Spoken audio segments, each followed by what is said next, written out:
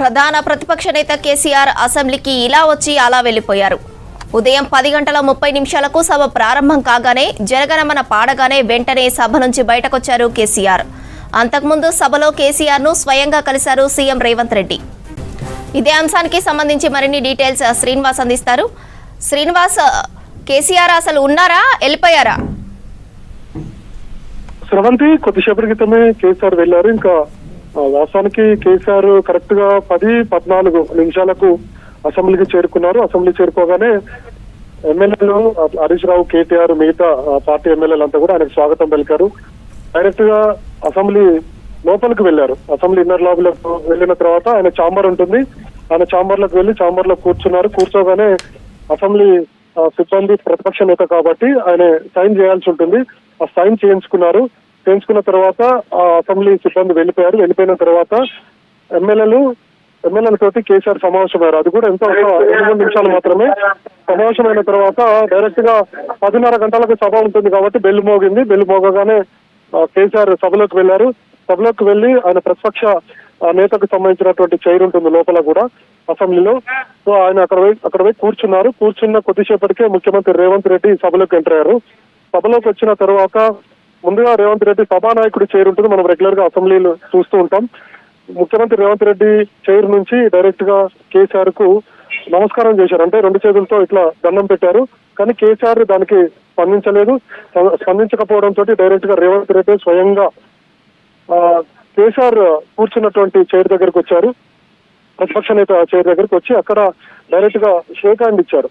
అప్పుడు మిగతా ఎమ్మెల్యేలు కూడా, అంటే కాంగ్రెస్ పార్టీకి సంబంధించినటువంటి ఎమ్మెల్యేలు, తర్వాత బీఆర్ఎస్ పార్టీ ఎమ్మెల్యేలు అంతా కూడా అక్కడ గుమిగూడారు. సో రేవంత్ రెడ్డి వచ్చినందుకు ఆయనకు కూడా స్వాగతంగా వాళ్ళు రిసీవ్ చేసుకున్నారు. సో మొత్తానికి ఆ తర్వాత వెంటనే రేవంత్ రెడ్డి వెళ్ళి ఆయన చైర్ లో కూర్చునే సమయానికే కేసీఆర్ బయటకు వచ్చి డైరెక్ట్ గా మళ్ళీ ఛాంబర్లకు వెళ్లకుండానే డైరెక్ట్ గా అసెంబ్లీ నుంచి వెళ్ళిపోయారు.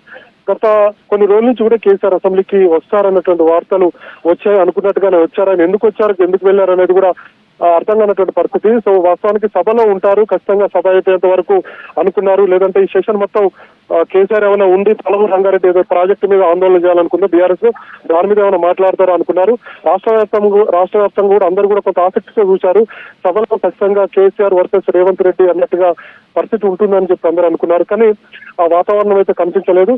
సో డైరెక్ట్ గా కేసీఆర్ ఎంతసేపు అంటే మొత్తంగా ఒక 10 నిమిషాలు మాత్రం, అంటే 10:14 వచ్చినటువంటి కేసీఆర్ 10:32కు సుమారు 32-33కు బయటకు వెళ్లారు. అంటే సభ స్టార్ట్ కాగానే వెంటనే ఆయన బయటకు వచ్చారు.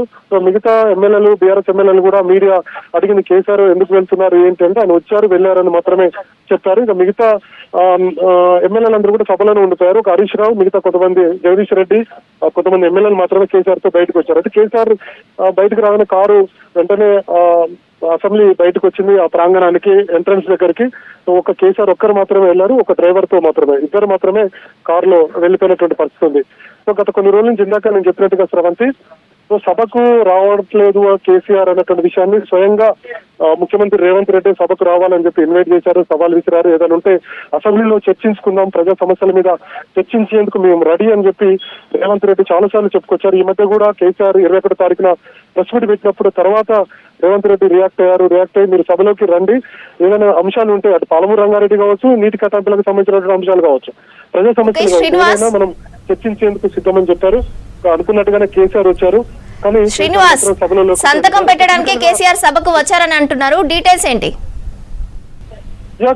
కొద్దిసేపటి క్రితమే కేసీఆర్ వెళ్ళిపోయారు. సభలో వాస్తవానికి పెద్ద ఎత్తున చర్చ ఉంటుంది ఈ సెషన్ లో అని చెప్పి అనుకున్నాము, కానీ అదైతే ఏం లేదు. సో డైరెక్ట్ గా కేసీఆర్ అయితే వెళ్ళిపోయారు. టెక్నికల్ గా ఏదో సమస్య ఉన్నట్టుంది, అందుకే కేసీఆర్ సభకు హాజరై సంతకం చేసి వెళ్ళిపోయారు. 6 నెలలకు ఒకసారి సభ జరుగుతుంది. సో సభ్యుడు 6 నెలలకు ఒకసారైనా హాజరు కావాలనేది నిబంధనలు ఉన్నాయి, కానీ అది సాంప్రదాయం మాత్రమే అనేది అసెంబ్లీ సెక్రటరీ చెప్తూ ఉన్నారు.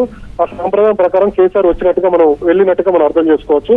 సో ప్రజా సమస్యలు ఏమైనా ఉంటే మిగతా బీఆర్ఎస్ నాయకులు స్పందిస్తారనేటువంటి ఉద్దేశంతో ఆయన వెళ్ళినట్టుగా మనం అర్థం చేసుకోవచ్చు. మొత్తంగా ఒక 10-14కు కేసీఆర్ వచ్చారు, 10:32-33కు కేసీఆర్ ఒక 10:35 వెళ్ళిపోయినట్టుగా మనం అర్థం చేసుకోవచ్చు.